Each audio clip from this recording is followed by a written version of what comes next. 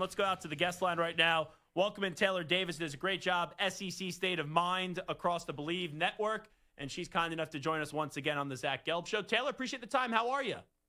I'm doing well, Zach. Thank you for having me back. I think you definitely buried the lead. But yeah, it's been a weird season, not going to lie. It's like head on a swivel around here. And Arkansas Open as well. They moved on from Sam Pittman. So 4 SEC coaches, and you got to think it's going to have at least a little bit of a ripple effect with some coaches in the conference being in conversation. So it's been the Wild West this year, honestly. Now, can we do something fun here right out of the gate? And it's just a prediction. Yeah. If I count down from 3, can we just give a prediction on who the next Auburn football coach is going to be? We'll both say it and see if we're going to be in the same ballpark on this. I love this game. Okay. All right, ready? 3, 2, 1. John Sumrall. John Sumrall. There we go. That's who I think is going to be the it. coach. His wife obviously attended Auburn. He's got SEC roots with playing at Kentucky, coaching at Kentucky, also spending a year on the Ole Miss staff. And I think if you're Auburn, it would be a good move to bring in a young coach like that. Plus, you also have the Troy connection. He checks a lot of boxes for me. I couldn't agree more. I have been asked a lot in the past 72 hours who my pick is, and I haven't stuttered. John Sumrall is saying it with my chest, like I just feel very confident about it. I think the obvious ties kind of get him in the conversation, but I have been fortunate enough. I have covered him both at Troy and at Tulane. So I've had multiple experiences at different programs, and he is the type of coach that Auburn needs in terms of there is a level of discipline and blue-collar work ethic that comes along with John Sumrall, but he doesn't waver in his ability to be personable, ability to relate. Like, I don't think being a super tough guy has to equate to being a jerk. Like, I do think that you can toe the line, and I think a lot of coaches struggle to find that balance, unfortunately, right now because the players hold so much power. I mean, it's a very strange dynamic right now in college football, but I still think that some of the best find ways to maintain that intense expectation of discipline, execution, performance on and off the field, but the guys still want to, go have a beer with them once they graduate. You know what I mean? Like, if you can find that guy, I think you've got gold in this day and age of college football, and that's exactly how I would describe John Sumrall. He toes that line well. He accepts no BS, but it doesn't compromise a fan base or, more importantly, a team from wanting to rally for the guy. Yeah, and here's the thing. I think you hit the nail right on the head. In terms of coaching right now, NFL and college, you need a player's coach, but the coach can't be a doormat. And if I was an AD, I understand that this guy is not a college coach. But if I was an AD, I would be saying to myself, can we find the college version of Dan Campbell, where Dan Campbell is a player's coach, but he has the respect of the team, and the players know when he speaks, he means business, and he will still do what's in the best interest of the player. That's how I would hire if I was a college AD right now. Copy, paste. Literally love that comparison, and I totally agree with you. And I think that John Sumrall has done a great job of evaluating talent and getting the right guys for where he was, Troy and Tulane. So imagine what he can do with resources like a place like Auburn is going to have. I think a huge piece of it, though, if they go with John Sumrall, can you find a way to keep DJ Durkin? Like, I can't say enough about the impact he has had. I would put him up against any defensive coordinator in the country. Auburn's record doesn't show it, but this defense has been lights out, and they play with a sense of urgency and attention to detail, and that all trickles from DJ Durkin. If there were any way, and I also happen to know that a lot of players are asking, what does the future hold for DJ Durkin? Guys want to play for him. So if there were any way that a John Sumrall hire also meant keeping Durkin. I know I'm literally speaking in a dream world here because Ohio State was trying to get DJ Durkin last year. So they're all going to come out of the woodworks if he doesn't get the head coach job. But in my perfect world, DJ Durkin stays on the Plains. I think he's that impactful of a piece for Auburn. Taylor Davis here with us. I'll get to LSU and Florida in a second, but you did talk about Arkansas in the beginning. Rhett Lashley just signed a new deal with SMU. That was my pick. I thought with obviously his Arkansas background, he would go and take the job with Pig Suey. What could Arkansas do Like, who is a name that's with so many big jobs open? Is there a name where, let's say we're right, that Summerall goes to Auburn that you think would be a good fit for a school like Arkansas? Weirdly enough, I have had a harder time coming up with an Arkansas answer than Florida and LSU. It just seems like such a conundrum because there were aspects to Sam Pittman that worked, and I think that fan base resonated with, and there were aspects of it that totally didn't. I agree with you. I think Rhett Lashley is a great option, but given the extension, I don't know how realistic that is. I also think if you're Auburn, you call Rhett Lashley and you gauge a little bit of interest because he has a lot of ties there as well, and he has a lot of positive experience from Auburn. But that extension, and with SMU being in a sweet spot right now, like how eager is he to really leave? And I know that his family, he's got younger school age children. They're very happy in Dallas. And now you're one of the top 10 highest paid coaches in college football if you stay at SMU. And I would be bold enough to say you're going to continue to contend in the ACC. Like the jump that could potentially happen for you as a head coach in, opportunity in the SEC is there, but there's also an opportunity of failure. And so where does he see all of that at this point? I think it would be a great fit. I have heard the Eli Drinkwitz suggestion for Auburn, and I say no thank you. I say politely, Really? all due respect, I don't see it. I could see it more at Arkansas. I think that potentially would make more sense given what Arkansas is looking to become and be, and I think Eli could be that. I don't think it's exactly the mold that Auburn needs right now. So I think I would lean Drink to Arkansas more than Auburn. Yeah, and if I was Eli Drinkwitz, if I'm leaving Missouri, right, that's in the SEC, I think I'd be getting a better job than Arkansas, and that's not to be disrespectful to Arkansas. I keep on seeing Eli Drinkwitz as the next coach of Florida or Penn State, and I'm leaning now more towards Florida and him staying in the SEC. I would agree with that. And I would see Drink to Florida, Lane to LSU. I believe if LSU got rid of Brian Kelly when they did and was willing to swallow that buyout, it's because they feel like they can get Lane. I know that they were ultimately forced, and Lord, that was a dramatic scene in Death Valley, to say the least. Gave a new meaning to Death Valley, but I do think that they felt a strong sense that they were going to be able to get their number one, and there is no question that Lane is their number one. So I think if Lane leaves Ole Miss, though, that's still the big piece of the puzzle. Is he actually willing to leave Oxford? And so if he does, I think it's to Baton Rouge, which keeps Florida on the market. And I think if they want to stay within the SEC, it's Eli Drinkwitz. But where is James Franklin ending up? Because, I guess you could put him at an Arkansas. I don't think that would be a miss at all. Another interesting one that isn't talked about as high profile because the situation wasn't a firing in the middle of season. Stanford is looking for a head coach. They fired Taylor in March, and so they brought Frank Reich in as interim just for the year. It was never this is his trial run. It was he and Andrew Luck, who had ties from the Colts, were like, hey, we're trying to keep this thing afloat for a year while you guys look for a head coach. They beat Florida State a few weeks ago, so they have still managed to keep some semblance of normalcy, but James Franklin has dealt with a place like that at Vanderbilt where academics run the majority of it, but you just got to find a way to still make athletics, and they just got a $50 million donation from an alum at Stanford. So there's other really interesting opportunities out there that I think you're going to look back when all of the dust settles and be like, oh yeah, that was obvious. Why didn't we see that at the time? But it's just because all the chaos erupted at the same time. But James Franklin is going to be in one of these. I don't think there's even a question because there are only so many candidates to go around. It's crazy. I actually think Franklin's going to wind up in Virginia Tech, and I actually think that would be best for him because James Franklin, I know I've been one of his biggest critics. I don't think he's a guy that wins a national championship, but I do think he's a damn good coach. And right now, if you're not in the SEC or the Big Ten, I think winning a national championship is going to be very difficult. You go to the ACC and Virginia Tech, and you consistently win 8, 9, 10 games a year and win an ACC championship here or there, it's going to be an easier life quality for James Franklin at Virginia Tech than it was at Penn State as of late.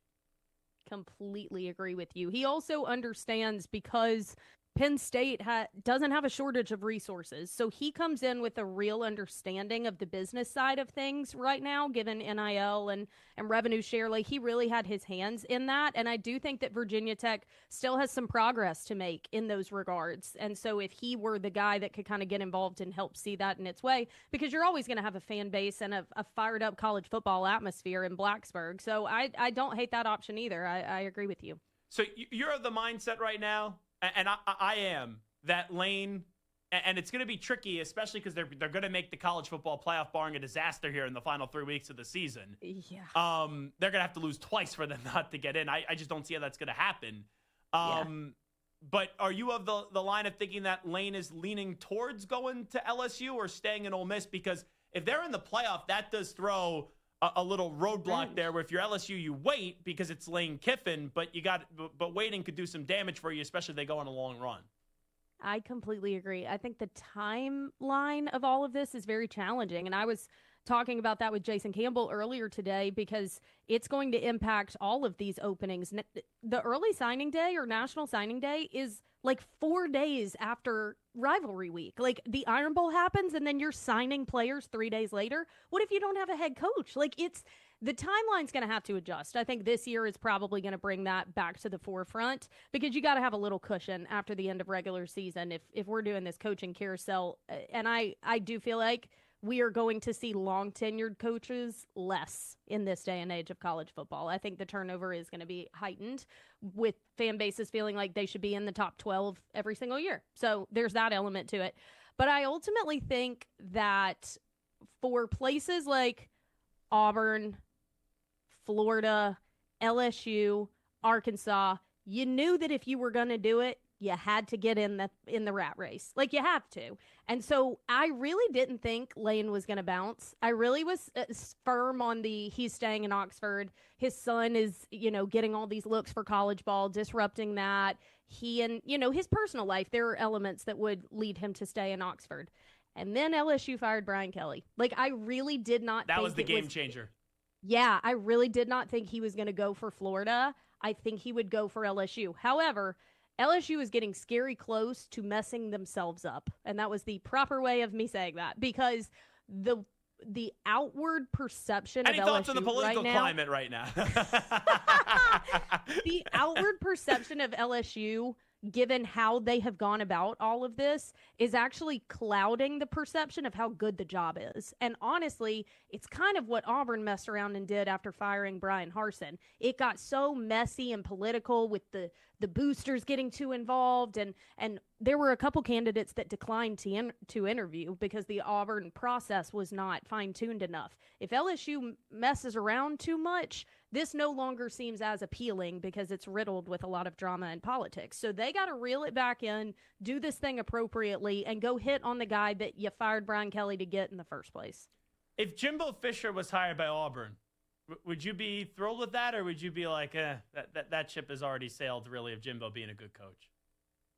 I'm out on that one, Zach. Thank you. I'm the same way. I think the world of him from a personal, I've covered him. And let me tell you one thing.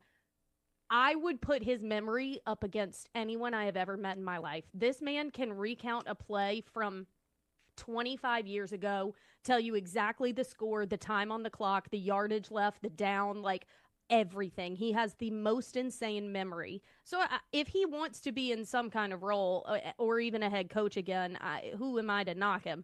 I do not think Auburn is where that happens. I'm good on that. Yeah, so looking at the playoff rankings, because they're going to come out tonight, I think the SEC is getting 5 teams in this year. A&M will definitely get in. Bama will definitely get in. Georgia will definitely get in. And Ole Miss will definitely get in. And I was looking at this yesterday. 2 to 3, maybe even a 3-loss team ends up getting in if they acquire another loss from all these 2-loss teams. I still think it's going to be Vanderbilt that ends up being the 5th team. And I know they just lost to Texas, but they're scheduled the rest of the way. Auburn, Kentucky, Tennessee. They should beat Auburn. They should beat Kentucky. And then it's basically a playing game for them up against Tennessee. What are your thoughts right now on the field for the SEC getting into the playoff? I agree, man. It has been so wild this year. I was so out on Texas. What the heck? I mean, every single time I have marked them off, they are so done. I had done that once and then they went and beat Oklahoma. All right, I guess I'll give them another opportunity. Nope, I'm out on them again. They're not strong enough. Boom, they go and beat Vanderbilt, who I've really been so impressed by. I think ultimately you are probably going to end up with 5 because everyone has already been beating up on each other. It's not just going to happen on the back half of season. It's already been happening. Oklahoma technically still has an argument. Missouri still has an argument. If Missouri somehow pulls off an upset against A&M this weekend, then you have a whole different, layer to this thing. I think there is very obvious outliers that it's not even a possibility. But I do think there are still 6 or 7 that are sitting here with an opportunity, which is ultimately what we all wanted in the playoff expansion to begin with. You wanted to be in this situation week 11 where there's still a chance that you're holding on to. My guess is going to be 5. I would guarantee 4, no questions. Yeah, and you mentioned Texas. They play Georgia, Arkansas, and A&M. So they're going to get another loss. Yes. But let's say they beat Georgia, they beat Arkansas, and then they lose to A&M in a close one. A 3-loss SEC team, right, where you're not going to have 2 ACC teams in this year. There won't be 2 Big 12 teams. If Notre Dame goes down, which I don't think that they will, that would take Notre Dame out. Yeah. A 3-loss Texas team, and knowing the brand that's Texas and knowing who their quarterback is, I think that they'll lose to probably both Georgia and A&M. But a 3-loss Texas team, I will not trust the committee to keep them out of the college football playoff. No, I totally agree with you. They want to. They're pulling for it at this point. But also, if you're Georgia, you got to be careful. You got to be real careful. Like you said, you've got Texas. You're going to close the year with Georgia Tech, who is also in the conversation for a playoff. Usually that game is just a write-off. No longer. And also, they're not for nothing. They're going to Starkville this weekend, and Starkville has been a weird place to play this year. They beat Arizona State in Starkville. They took Tennessee and Texas into overtime. Arguably, should have won both of those games. They're coming off a win. Georgia can't get got. I know that is incorrect grammar, but it really depicts what's been going on because they have shown vulnerability this season. They were literally walking the plank in Jordan-Hare. Auburn should have gotten that game. The goal line call heard round the world. So, Georgia can't slip down this stretch of the final few games of season. If they do, a lot of these teams, like a Texas, certainly have a strong argument. So, it could end in chaos, which, honestly, as a college football fan, you hope for.